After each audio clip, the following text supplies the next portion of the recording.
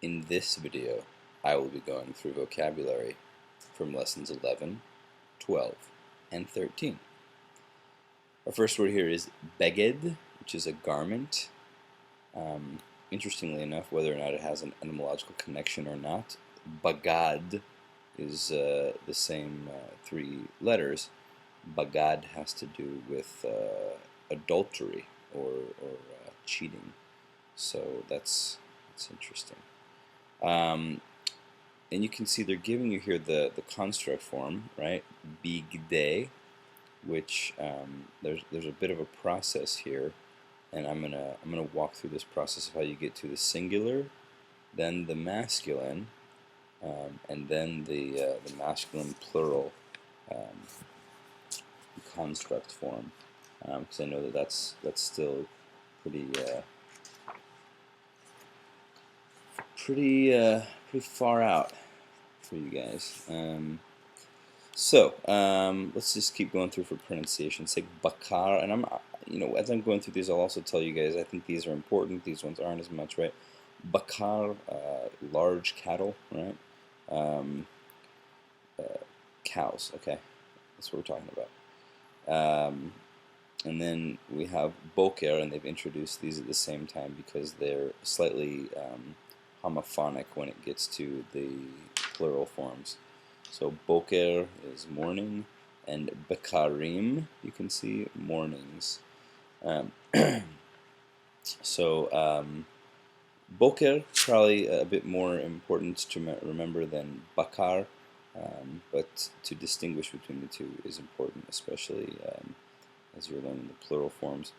Choma, okay, choma is a wall. So if you wanted to say the wall of Jerusalem, right, which would be a construct, how would we do that? Well, first and foremost, we have to recognize that what we have here is a feminine singular form, right?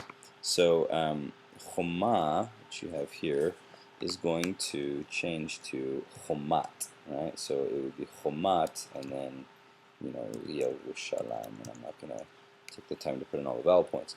But you can see chomat Yerushalayim then is no longer just a wall, but the wall of Jerusalem, and it's the wall, definite, because, of course, Jerusalem is definite, and Jerusalem is our last noun in this construct chain, okay? Chutz is outside of the street, right? So a lot of times in Hebrew they will use b'chutz, right? Out to say outside, really. Chutzot is a very similar form, related form, and michutz you'll also have in contrast, as they say there, with mi bait. Mi bait is within the house or inside. Michutz is outside, or b'chutz in later literature. Yayin is wine. Kanaf is a wing, or they say skirt here. This is the word that's going to be used for an edge of something as well, oftentimes. So like the edge of a field, or the edge, or the fringe of your garment.